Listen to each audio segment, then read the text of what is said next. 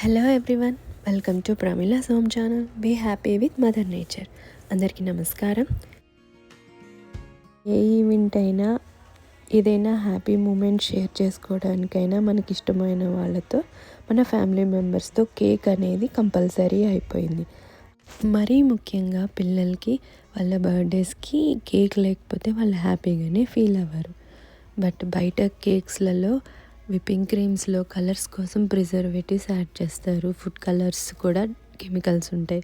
So అలా లేకుండా హెల్తీగా ఇంట్లోనే ఉన్న ఐటమ్స్తోనే కలర్ఫుల్గా విప్పింగ్ క్రీమ్, హెల్తీ క్రీమ్తో ఇప్పుడు మనం కేక్ చేయబోతున్నాము. మనం కేక్స్కి వాడే విప్పింగ్ క్రీమ్లో మిల్క్ లేదు, షుగర్ వాడట్లేదు, అన్నీ న్యాచురల్ కలర్స్తోనే చేస్తున్నాము. ఇప్పుడు మనం చేయబోయే ఈ కేక్లో ఎగ్ కూడా వాడట్లేదు. కంప్లీట్ వెజిటేరియన్ కేక్స్ అండ్ మీకు ఇంట్లో ఉన్న ఐటమ్స్తోనే చేయొచ్చు. ఈ కేక్ని మీరు ఫెస్టివల్స్లో కూడా ధైర్యంగా చేసి పెట్టచ్చు. ఎటువంటి ఎగ్ కానీ అనే ఇది లేకుండా. అండ్ వీట్ ఫ్లోర్ హెల్తీగా, ఇందులో మిల్లెట్ రాగి ఫ్లోర్ కూడా మనం యూస్ చేయబోతున్నాము. బట్ ఒక చిన్న రిక్వెస్ట్ అందరికీ, ప్లీజ్ ఇంకా ఎవరైనా సబ్స్క్రైబ్ చేసుకోకుండా ఉంటే సబ్స్క్రైబ్ చేయండి. ఈ వీడియో మీకు యూస్ఫుల్ అవుతుంది అనుకుంటే లైక్ చేయండి. కంప్లీట్ ఆర్గానిక్గా మా ఇంట్లో మేము చేసుకున్న వ్యాలంటైన్స్ డే కేక్ విధానం, అలాగే మీరు కూడా ఏ ఈవెంట్ అయినా హెల్తీగా మీ వాళ్ళకి, మీకు ఇష్టమైన వాళ్ళకి స్పెషల్గా ఇలా చేసి పెట్టండి, బాగా నచ్చుతుంది. ఒక పెద్ద బౌల్ తీసుకొని దాంట్లోకి ఒక 3 టేబుల్ స్పూన్ రూమ్ టెంపరేచర్ ఉన్న బటర్ తీసుకొని అందులోకి ఒక కప్పు షుగర్ వేయాలి. ఆ షుగర్ వేసి ఈ బటర్తో బాగా మిక్స్ చేయాలి. మీకు మిక్సర్ది బీటర్ ఉంటే అది బాగా మిక్స్ అవుతుంది, లేదంటే ఆ చేత్తో అనైనా ఇలా ఫాస్ట్గా తిప్పేస్తే బాగా మెల్ట్ అవుతుంది. కొంచెం బటర్ అంతా మిక్స్ అయ్యి కొంచెం క్రీమ్గా వచ్చేంత వరకు స్టిర్ చేయండి. ఇప్పుడు 2 స్పూన్స్ వెనిలా ఎక్స్ట్రాక్ట్ వేయాలి. అప్పుడే కేక్ ఫ్లేవర్ అది చాలా బాగుంటుంది. అది కూడా వేసి మిక్స్ చేయాలి. ఒక గ్లాస్ మజ్జిగ వేయాలి, చిక్కగా ఉండాలి. లేదంటే మజ్జిగ అవైలబిలిటీ లేదు అనుకుంటే పెరుగు కానీ కండెన్స్డ్ మిల్క్ కానీ వేయచ్చు. లేదంటే వేడి పాలలో నిమ్మకాయ పిండి ఒక అరగంట పాటు ఉంచి అది కూడా మిక్స్ చేసుకోవచ్చు. దీంట్లో 1/2 గ్లాస్ ఆయిల్ కూడా, వెజిటబుల్ ఆయిల్ వేసి మిక్స్ చేయాలి.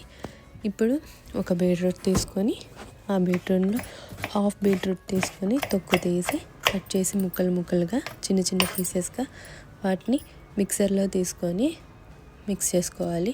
మిక్స్ చేసుకున్నప్పుడు వాటర్ యాడ్ చేయకుండా ఇప్పుడు మనం పక్కన బటర్ మిక్చర్ ఉంది కదా, అది వేసుకొని దాంతోపాటు మిక్స్ చేసుకోవాలి. అప్పుడు కన్సిస్టెన్సీ బాగా చిక్కగా ఇలా కలర్ఫుల్గా వస్తుంది.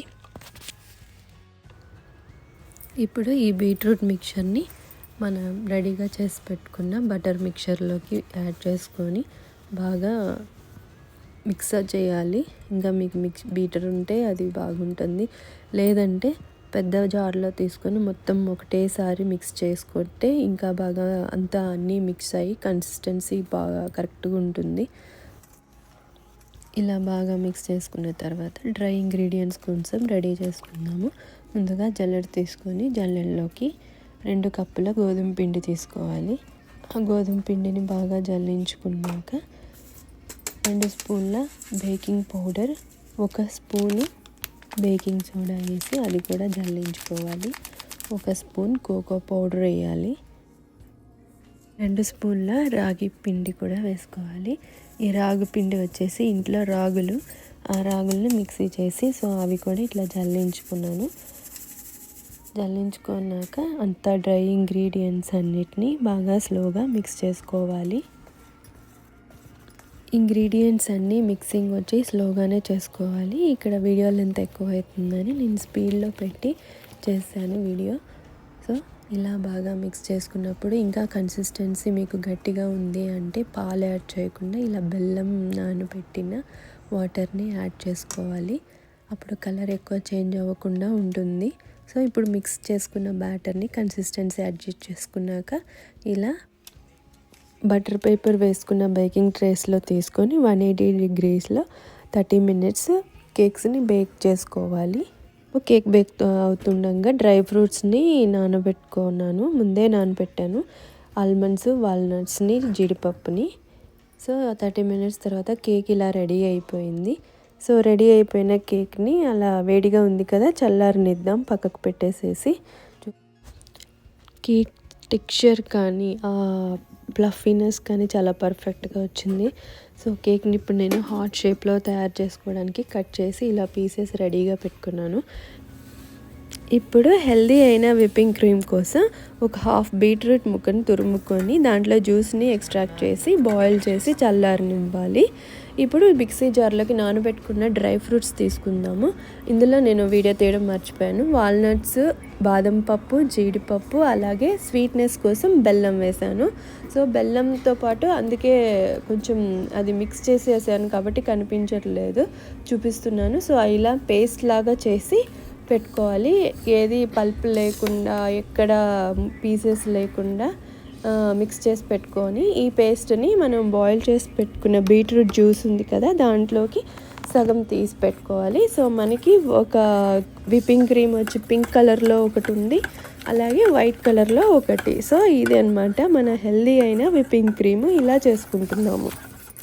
మనకి బయట దొరికే విప్పింగ్ క్రీమ్స్లో ఫైన్ షుగర్ యాడ్ చేస్తాం కాబట్టి సో ఆ షుగర్ వల్ల ఎక్కువ సిక్ అవ్వడానికి ఈజీగా ఛాన్సెస్ ఎక్కువ ఉంటాయి కిడ్స్కి, మెయిన్గా వెదర్స్ చేంజ్ అయ్యేటప్పుడు. సో అందుకని నేను ఈ ఆప్షన్ సెలెక్ట్ చేసుకున్నాను. బీట్రూట్ వేసిన కేక్ మరీ రెడ్గా రాలేదు, బట్ రెగ్యులర్గా వచ్చే కలర్ అయితే రాకుండా కేక్లో కలర్లో కొంచెం చేంజ్ ఉంది. సో కేక్ని కొంచెం ఎక్స్ట్రా సైడ్ పీసెస్ కట్ చేసేసి దాన్ని హార్ట్ షేప్లో లాగా మౌల్డ్ చేసి పైన వైట్ క్రీమ్ని అప్లై చేసి సో కేక్ని డెకరేట్ చేసుకుంటున్నాము. కేక్ రెడ్ కలర్లో ఎందుకు రాలేదో బీట్రూట్ యాడ్ చేసినా కూడా మీకు ఎవరికైనా తెలిస్తే నాకు కామెంట్ చేయండి.